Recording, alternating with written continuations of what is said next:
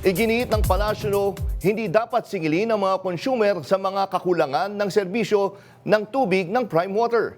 Tiniyak ng Malacanang na hindi magkakaroon ng pagputol, pagkakaantala sa serbisyo ng tubig sa kabila ng mga pagbabago sa pamamahala ng Prime Water Infrastructure Corporation.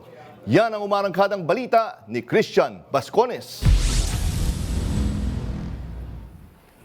Tiniyak ng palasyo na magpapatuloy ang mahigpit na pagbabantay ng gobyerno sa serbisyo ng tubig sa bansa. Sa kabila ito ng nakabinbing paglipat ng pagmamay-ari ng Prime Water Infrastructure Corporation, kumikilos anya ang pamahalaan upang matiyak na mananatiling tuloy-tuloy ang supply ng tubig para sa mga consumer. Ayon kay Palace Press Officer and PCO Undersecretary Claire Castro, walang kumpanyang makakaiwas sa pananagutan, lalo na kung may mapapatunayang kakulangan sa serbisyo sa mga consumer. Nakausap po natin din at nagre-report naman po ang luwa sa Pangulo.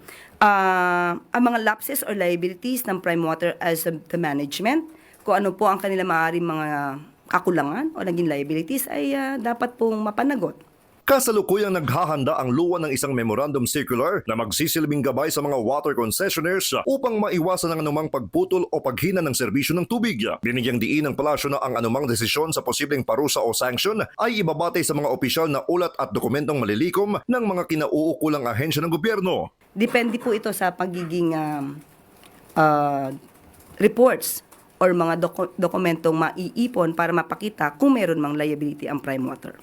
Kasunod ito ng anunsyo na pumasok na sa isang definitive agreement ang Prime Water na pag-aari ng Villar Group at ang Crystal Bridges Holding Corporation ng Lucio Co. Group para sa pagkuha ng buong operasyon ng kumpanya sa Pilipinas. Ipinaalala rin ng palasyo na noong Mayo ay inutusan ni Pangulong Ferdinand R. Marcos Jr. ang investigasyon sa operasyon ng Prime Water matapos makatanggap ng mga reklamo hinggil sa serbisyo ng tubig sa iba't ibang lugar sa bansa. Sa kabila nito, nanindigan ng Prime Water na patuloy ang pakikipag-ugnayan nila sa mga katuwang nitong water districts upang matugunan ang mga issue at giit ng kumpanya. Wala itong nilalabag na anumang panuntunan.